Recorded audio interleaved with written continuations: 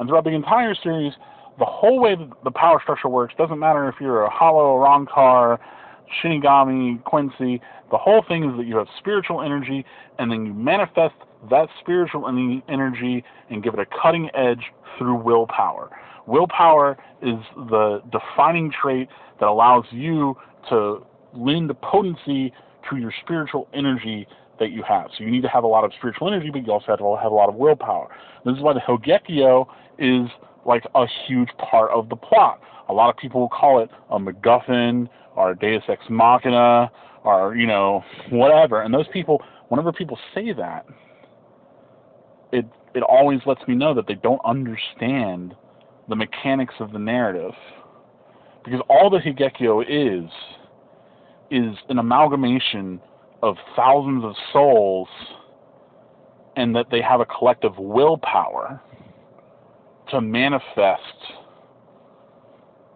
whatever. You know, it's because that's how the Higekyo has its own will, but that's also how the Higekyo makes things happen. It doesn't grant wishes. It doesn't hollowify things, right? It is a stone of pure willpower. And so for characters like Ichigo or Aizen, it allows them to do pretty much limitless things because it is a functional willpower device. And of course that fucking exists in this universe, because the whole fucking series is two super scientists trying to break the fucking mechanics of their universe so that they can overthrow God or, you know, maintain the status quo. God damn. And I know you might be saying, oh, so, well, just the collective belief, the collective willpower of a mass of souls is enough to fucking, like, shape reality? And the answer is yes. Like, the collective belief or willpower of a mass of, you know, like, any lots of people can fucking do it. And it's the whole point, like, you know, that's why so much of the series is focused on, you know, this idea of, like, these manifestations, you know, like hollows being these like representational agents that are born of like a mass, you know, consciousness sort of thing. That's why in fucking Reverse London it's dragons, because there is a reality defining willpower of the people that is applying to how spirits manifest themselves. But that's why names are incredibly important inside the Bleach universe, because a name is what renders a concept with, like, you know, as having an identity, you know. And so if you want to will a thing into existence, it having an identity is a really great first step towards doing that. That's why across even Burn the Witch, there are chants to manifest specific iterations of power, because you're willing that iteration of spiritual energy into existence through, like, focusing on its identity, right? This is why whenever Ichigo has to train with the like the spirit orb, whenever they're shooting them through the cannon, he has to picture the actual shape of it, and all of the different friends are able to, like, interact with it, and you know, they're good or different at it, but the reason why they don't have a consistent shape for the spirit orb is because there isn't a defined name that they can all use that is linked to a soul identity that they can channel out of it. But yeah, this is why you have to call the name of your weapon or your shrift or your Bankai or your Resurrection in order to manifest it, because it has an identity that is tied to its whole conceptualization that you're willing into existence. But you know, doing so does need you to call out to it. And that's why, you know, if you don't do the whole chant, it's a weaker version of the spell, because you're manifesting less of the reality of the spell. You're forcing your willpower on reality less. And then, you know, but that's also why appropriately powerful Shinigami, once you've mastered your Bankai, you don't actually have to say the name of your Shikai to use it, or do the chant or whatever. because you now understand the identity, you have such a connection to the identity of that power and the shape of that power that you can manifest that power appropriately. This is actually why Renji's Bankai Hyozabimaru is actually not a true Bankai, because he doesn't have the actual name of the thing. That's why whenever they go to train in the Royal Palace, God, what's his name? Big bald dude. I should know this. I keep thinking Eva, but it's definitely not Eva. Fuck, his name's not coming to me at all. I'm just having a blank moment right here. I'll probably remember it later and kick myself.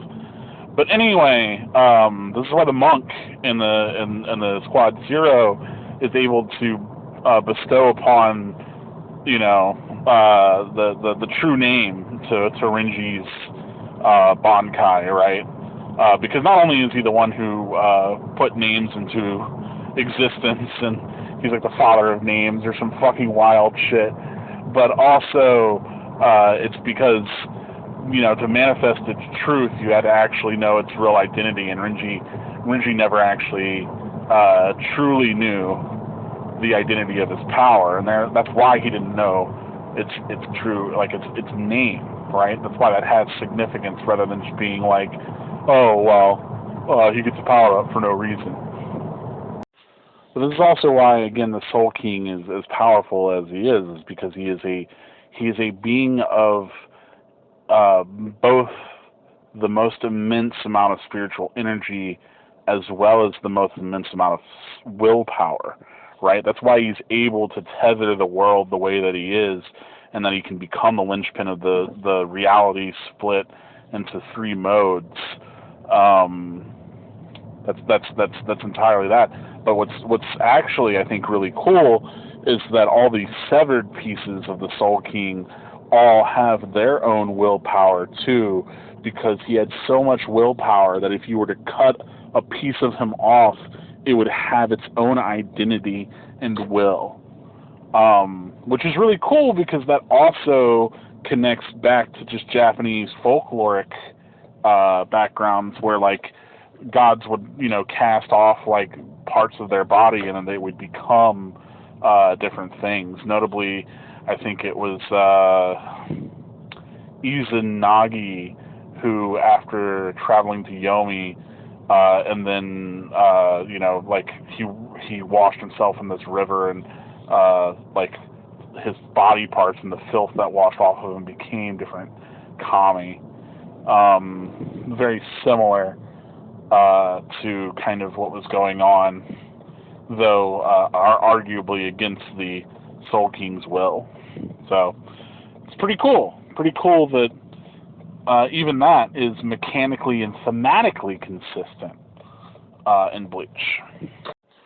But the reason why I really talk up the power system is not only is it mechanically consistent, but as I've said several times, it's thematically consistent. So the mechanics of the powers will always work the same ways. This is why I was talking shit about Hunter x Hunter before, because Hunter x Hunter sets up its system and then goes, oh no, but then there are special people who do not have to bend to the rules. And oh, hey, look over here, there's ant motherfuckers who do not care about the rules either. Like, just stupid shit. Like, they create this whole system and they fucking throw any of the limitations or specifics out the fucking window, but not Bleach. Bleach is 100% consistent to its fucking rule sets. But furthermore, like I said, it's thematically consistent because all of Bleach is about the individual struggle and how they assert themselves and their power. And so, of course, it's that willpower that's significant, but also the modes of manifestation are gained in a lot of different ways. And so you see this in every arc with Ichigo in particular, but other characters too. But really, if you focus on Ichigo, which is, our protagonist, of course you should be focused on him, you can see how that theme of the power plays out. Because in our Shinigami arc, right, Ichigo has to not just manifests the willpower to defeat his opponent, save Ruki and everything, and the power of friendship certainly helps, haha, fucking codifying shonen literary tropes into your mechanics of a power system. Pretty smart fucking move, Kubo. But what's really cool is that the whole point is that in the first, like that entire arc is Ichigo, the individual versus the society, and the individual presenting their individual desires and having power through that. But he still has to leverage the tools of his oppressors. He still has to use these tools that society has created and that society wants to have a fucking lock on, right?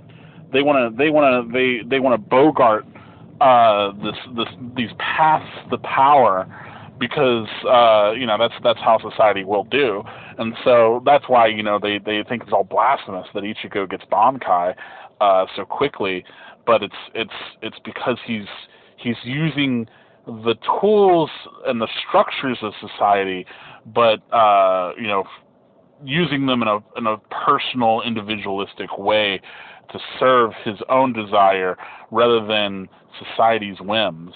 And so, of course, this is why he has to clash with old homeboy Byakuya, who would use society's power to serve society rather than himself.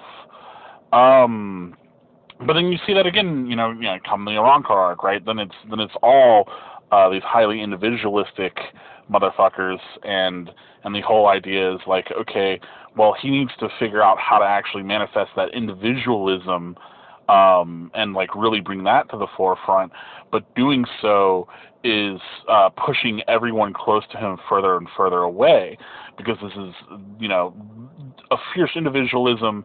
The more and more that you are individualistic, the less and less you are close to others by definition, right? It's the whole sword, I have to hold this sword to protect you, but how can I embrace you while I'm holding the sword kind of deal, right? And so that's that's one of the big things that the Rankar explores. And motherfuckers can call it edgy or whatever, but it's really important thematically, because the whole idea is that Ichigo's individualism is what allows him to carve his way through Soul Society. But again, if he's trying to do this because of the importance of his bonds, how far will that individualism take him, and where are the dangers of that? And that's what we see explored within Hueco Mundo arc, and that's why it serves a different purpose, even if it has the narratively identical setup to the previous arc. It's exploring different thematics and different elements of those themes, of the way that the individual asserts themselves and manifests their power. Which is fucking it's in the goddamn, the battle system is the fucking the themes for the entire series. Fucking no, show me another goddamn shonen manga that is this holistically consistent. I'll fucking Anyway, to further speak towards the thematic consistency of Bleach and why people who are quick to write off a lot of these moments in Bleach don't really, I don't think are fans, or alternatively, I think are just parroting fucking tired fucking non-criticisms of the work. You see a lot of people really have trouble with giving Ichigo back his power scene. However, one, it mirrors entirely the way that he got his powers in the first place, right? At least his Shinigami powers, right? Because he has the other powers are always going to be a vestige of himself. He's always going to have his Quincy powers. He's always going to have his inherent hollow powers. Those are going to be a part of him no matter what. However, his Shinigami powers, those are ones that have to be given to him. You don't become a Shinigami just by nature of birth, right? It's a leverage of a tool, right? And so Rukia giving Ichigo his powers by stabbing him, by providing the sword to give him the powers, that is not just consistent with literally the fucking first chapter of the manga, but furthermore, And like I know, a lot of people are like, oh, what's the point of the Fullbringer arc? They just give him his powers back. It's like the whole point is that you get these powers because they're a manifestation of the will of the individual. But this is a really tender moment because the reason why he's able to get these powers is that it is the collective will of a society that Ichigo has influenced for the better. They all put their Rietsu into the sword that they stab Ichigo with to grant him Shinigami Rietsu, or the kickstart for his Shinigami Rietsu again. And so it is the collective will of Soul Society that puts Ichigo back into the position of being a Soul Reaper. And now, whether or not, again, Soul Society's whims is to have Ichigo serve in this role to essentially be a protector of their fucked up hierarchy of existence, where they're the only people that get to be immortal and hold true power in this universe, or they're, I assume that to the sort of propaganda of, if the triarchy of realities were to merge, it would destroy all of reality rather than return it to its primordial truth. I think that's probably what's gripping people more than a certain this sort of like, oh, we're just going to manipulate Ichigo to continue to kind of benefit here. I think it's more like more of a genuine kind of place, but it's interesting because that genuine place still serves this more kind of like this malicious sort of system. I don't know. I think that's fucking neat. Like that characters who are being genuine and doing like a thing that is genuine and true and living like an honest and like a noble sort of genial and kind truth can still be agents of a society that ultimately undermines all life. It's good shit, dude. But yeah, this is also why a lot of the major antagonists of Bleach happen to be highly individualistic characters that typically are leaders, because then not only can they show like the ways in which individualism can go wrong, right, to foil Ichigo in that way, but then they can also create these hierarchical structures of society that Ichigo has to combat against. So they can have their cake and eat it too. You can have both a societal sort of structure that is to be combated, and as well as an individual that's just trying to kind of manipulate things for ultimately like these sort of goals. And I think that's the neat thing, is that time and time again the true antagonists tend to have a goal that is very like self sort of serving, and like really sweeping and broad, but like not concrete, whereas Ichigo's goals are always very concrete goals that are usually grounded by his connection to other people.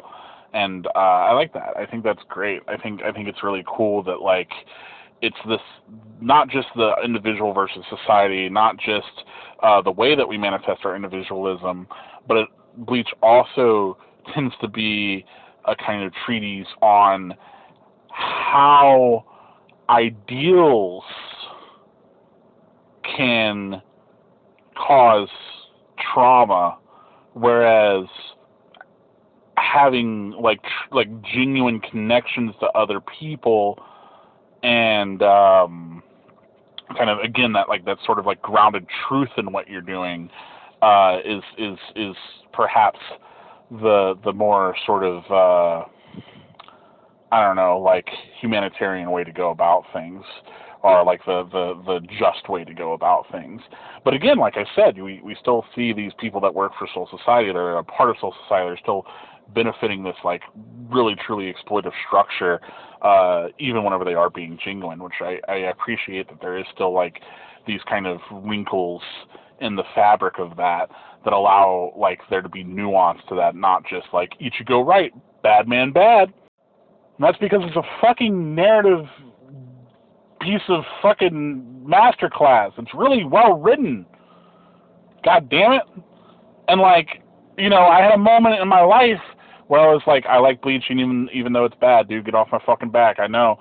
But now that I'm really looking at it, I'm like, no, actually, Bleach is really fucking well put together, and I let a bunch of bitches convince me it was bad because they're just fucking haters.